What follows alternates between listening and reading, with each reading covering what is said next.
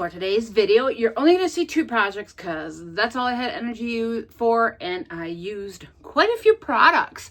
So I'm really excited to share these. They have me so inspired to make it through this dreary, awful winter. Y'all, I drove up here in like 20 below weather, snow blowing. It's miserable outside here in Minnesota, but I have just the thing to brighten your week. So for project number one, I am taking one of these little miniature cutting boards. I had bought a box of these at one point and they just need a little bit of touch up. So I did some sanding on this prior to painting this with it's a fusion white. I'm not sure what it is. It's just some leftover that I have. It's an all-in-one paint. And I'm just going to give this one side of this, one coat of this. And the reason I'm doing that is that I want my paper to really pop, the colors to pop on it, because this is a pair of ice skates, which are also white. But with the way Connie from the Painted Photographer paints these, there's a hue in there. And I want to make sure that that hue of, I'm thinking it must be like a mint green or something, that it really pops. This paper is called Snow Day, and it is an exclusive paper to Sonnet's Makers Box. And I am going to be using liquid patina for my decoupage medium. And I'm putting a good coat on there because this is a rice paper. It is thicker and it's a it's a fibrous paper, so it's a little bit, it's like I said, thicker, but it also has fibers in it that really make it strong. And I want to make sure that even though I've misted this to stretch those fibers, that I have enough medium on there that it really gets a good seal down on my raw wood. I know there's paint on there, but it's still a raw wood and it's still going to need that extra little oomph. And so after I do that, we're going to go ahead and set this aside to dry. And then I'm going to take my finger sander and sand off the edges of this paper. Now, I am making just 2 projects and I wanted them to kind of fit together. So to make this fit in with the other papers in Sonnet's box, I decided I was going to add a couple of transfers to this piece. Now, I am in Minnesota, as many of you know, and it has been the strangest winter ever. I am over the ice. I am over the snow. And right now, it's not that pretty snow. It's everything's blah and everything's dirty. And I need some happy.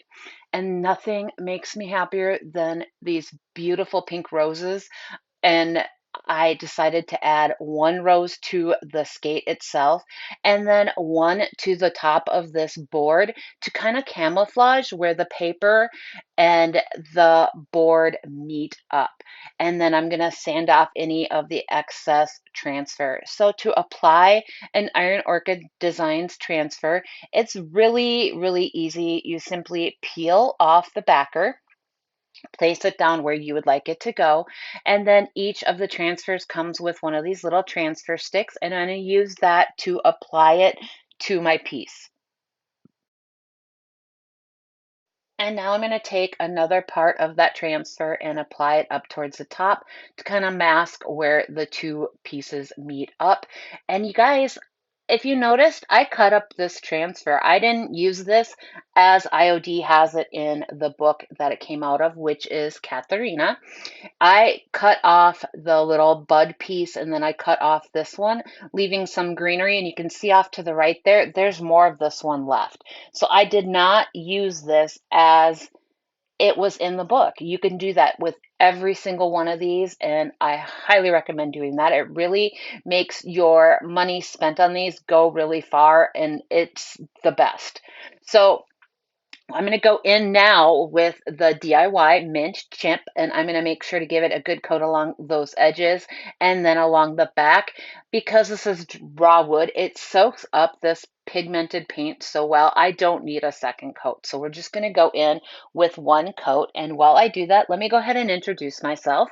My name is Sandra, and I'm the owner and creator here at Midwest Charm. I specialize in repurposed, upcycled vintage home decor, as well as all of your DIY needs. I carry Roycycled Treasures Connie Lines and Designs, Sweet Pickins Milk Paint, DIY Paint, and more. And you can find us on all of the social medias, which are linked in the description below, as well as on our website, www.midwestcharm.co, and you can find all of the products that I am using that are not in Sonnet's box on the website linked below. You will also see a link to Sonnet's box below, which gets you past the wait list and you will immediately start receiving the box. So if you are interested in getting these exclusive papers with coordinating paints and a napkin that you can decoupage with too, make sure you guys are clicking that link. It is well worth it. It just fuels your creativity. I love using these boxes.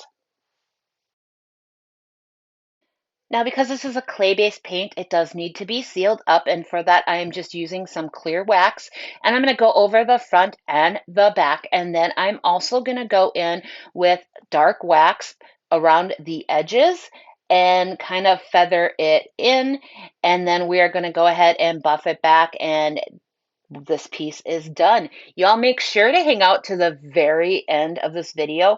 That is where I'm going to show you the final staged pictures of these items.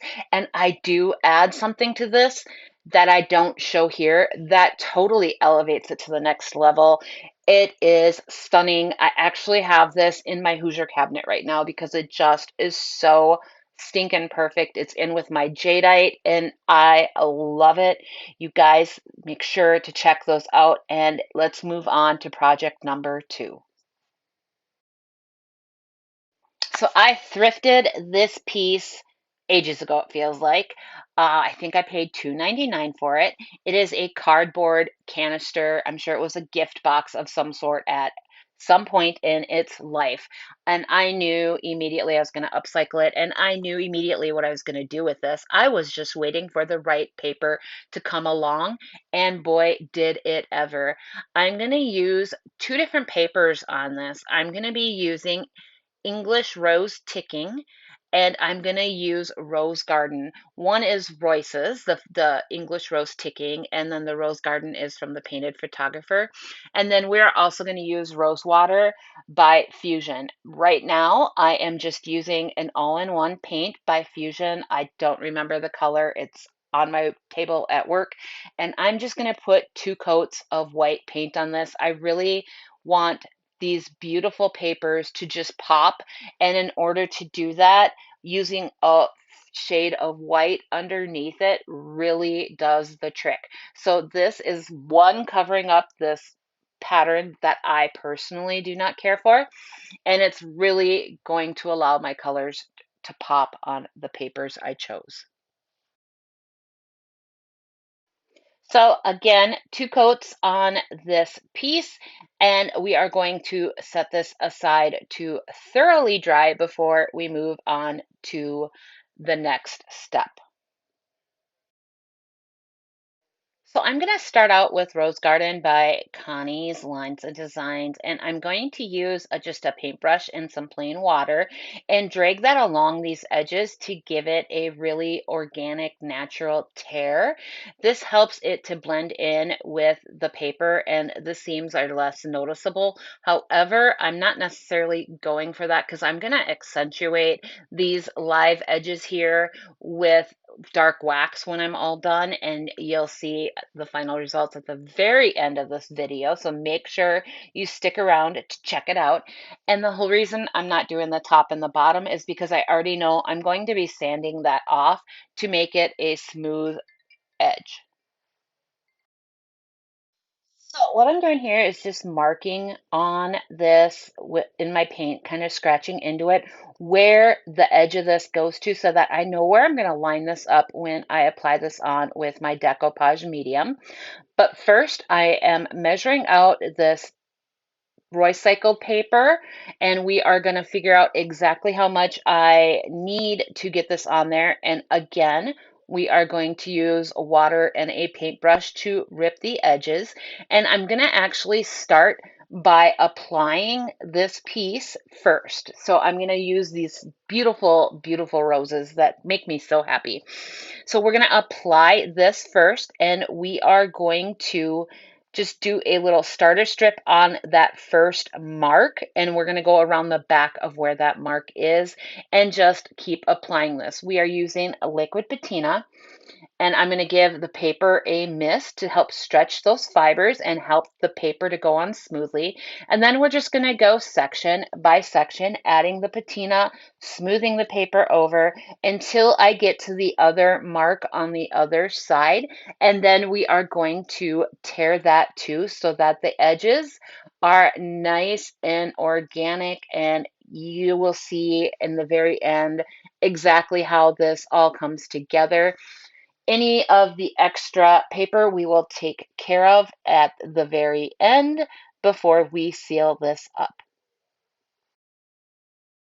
As you can see, it goes down really smooth. I kind of push from the center out, and I am able to lift it up if I need to. And here we are, just making that tear. I'm going to make sure that those edges are sealed down really well.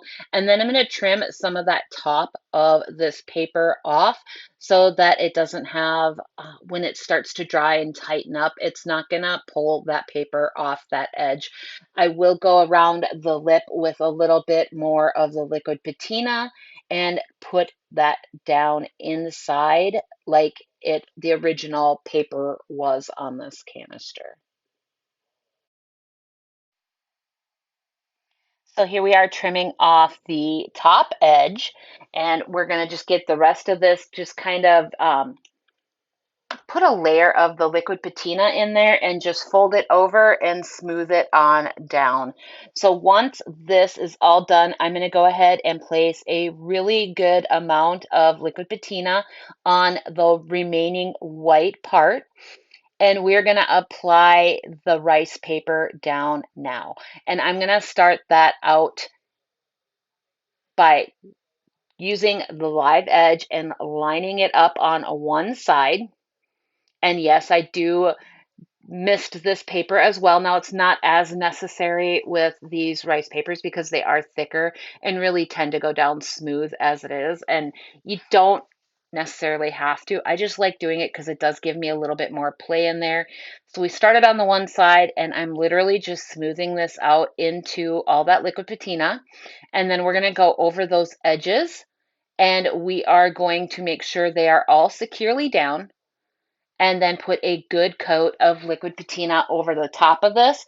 Then we are going to set this aside to completely dry.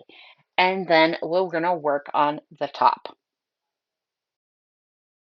We're going to take the remainder of that beautiful rose paper, and you can see the other one sitting on the table there that matches in a bigger print to this exact one. It is gorgeous. So my idea for this project came from these beautiful hat boxes I got at the Appleton Goodwill bins.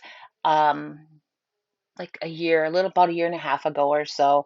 And I love these vintage hat boxes so much. And I'm trying to recreate something similar. And you can see here, I'm just applying this to just the top, not the edge, just like I did with the other paper. And I will put a coat of liquid patina on this. So now we're going to go in and sand off that excess on the bottom of this piece. And as you can see, I'm just going in a downward motion with this finger sander. I buy these on Amazon, and I have them in my affiliates link down below in the description, and they are so worth every penny. They make doing this part so easy, and like small little things that need sanded, it's so easy.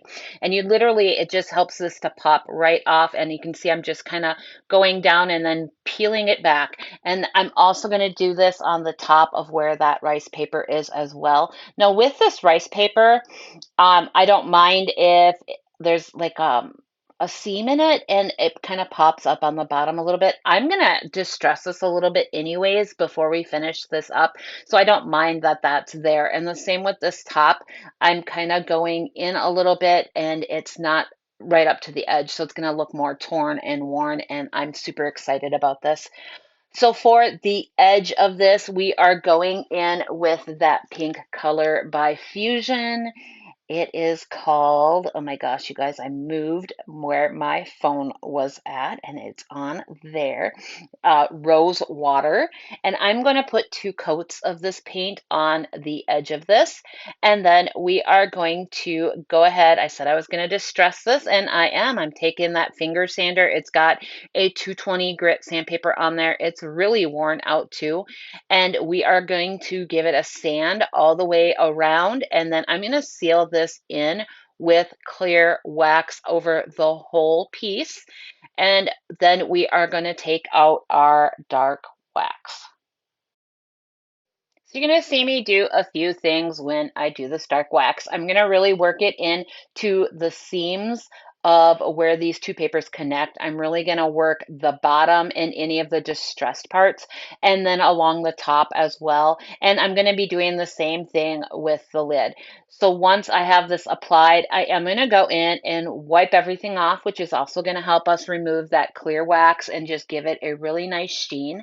And then I'm going to go back in a second time and add in some more dark wax. I kind of offload my dark wax onto the paper I have on my table. That paper is actually waterproof and allows me to mix colors or whatever on there, and it doesn't go through to my table. You can see me working this wax in with my finger and kind of also stippling it. And I'm not going to buff this off. I'm actually going to go in with my blue shop towel, which again is linked in my Amazon affiliates links below. And I'm just going to dab at this and kind of make it look like it's more worn and aged there. We're going to repeat the same process here on the lid. You guys, this turned out so well. I was actually staging it at home to take pictures here, which are coming up in just a few seconds. And my daughter walked in the room and literally gasped at this piece. She fell in love. It turned out so good. I'm loving it. I might have to keep this for myself. I have not totally decided yet, but it just makes me smile. I feel like I really did a great job kind of mimicking the look of my hat boxes. I totally love them. Let me know your thoughts below, what you think, if I did a good job on kind of mimicking this look with a little bit different color scheme to it. So here come our final pictures. Y'all, thanks for hanging out with me today. I really appreciate it. Enjoy.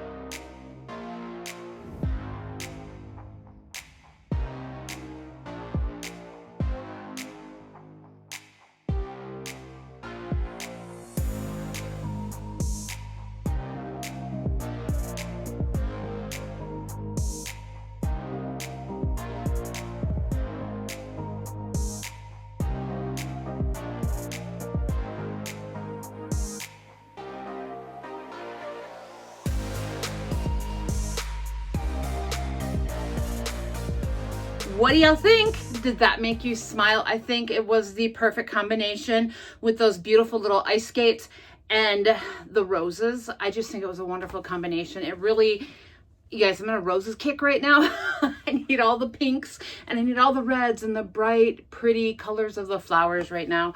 Our weather's been miserable and I am just looking forward to being able to see this in real life. You guys, my link below for Sonnet's Makers Box will bypass the waitlist for you. So make sure you're clicking on that if you want to subscribe. And thank you for watching. Everything is linked below. And we'll see y'all next time. Bye.